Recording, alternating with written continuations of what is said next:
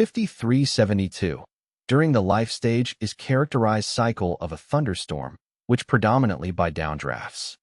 A. Mature. B. Developing. C. Dissipating.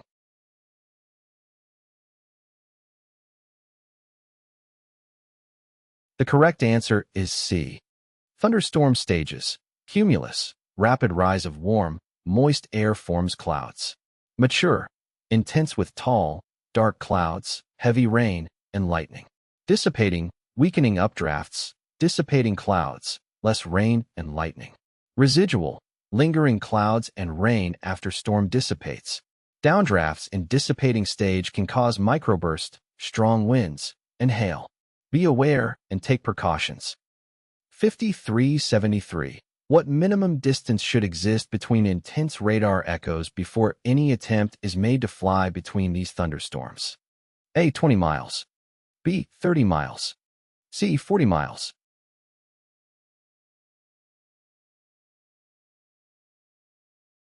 The correct answer is C. The minimum distance that should exist between intense radar echoes before any attempt is made to fly between them is 40 miles.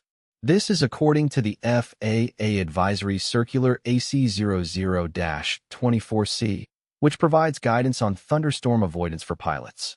The FAA recommends that pilots avoid flying within 40 miles of intense radar echoes, as these storms can produce strong winds, turbulence, hail, and lightning. Even if a storm is not currently producing severe weather, it is possible for the storm to change rapidly and become dangerous. If a pilot must fly through an area with intense radar echoes, they should be prepared for the possibility of severe weather. Pilots should be aware of the potential for turbulence and should be prepared to take evasive action if necessary. 5373-1. Thunderstorms identified as severe or giving an intense radar echo should be avoided by what distance? A. 5 miles. B. At least 25 miles. C. At least 20 miles.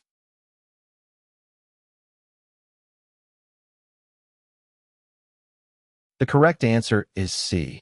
The FAA Advisory Circular AC00-24C, which provides guidance on thunderstorm avoidance for pilots, recommends that pilots avoid flying within 25 miles of severe thunderstorms or thunderstorms giving an intense radar echo. This is because these storms can produce strong winds, turbulence, hail, and lightning. Even if a storm is not currently producing severe weather, it is possible for the storm to change rapidly and become dangerous. If a pilot must fly through an area with severe thunderstorms or thunderstorms giving an intense radar echo, they should be prepared for the possibility of severe weather. Pilots should be aware of the potential for turbulence and should be prepared to take evasive action if necessary. 5373-2. The greatest threats to an aircraft operating in the vicinity of thunderstorms are A. Thunder and heavy rain. B. Hail and turbulence. C. Precipitation static and low visibility.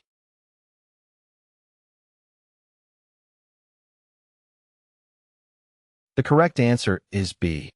Greatest threats to aircraft near thunderstorms: hail and turbulence. Hail can damage aircraft. Turbulence can cause loss of control. Thunder and heavy rain less likely to damage aircraft. Precipitation static and low visibility are additional concerns. Be aware and take precautions. 5373-3. You are avoiding a thunderstorm that is in your flight path. You are over 20 miles from the cell, however, you are under the anvil of the cell. Is this a hazard? A. No, you are at a safe distance from the cell. B. Yes, hail can be discharged from the anvil. C. Yes, this is still in the area of dissipation.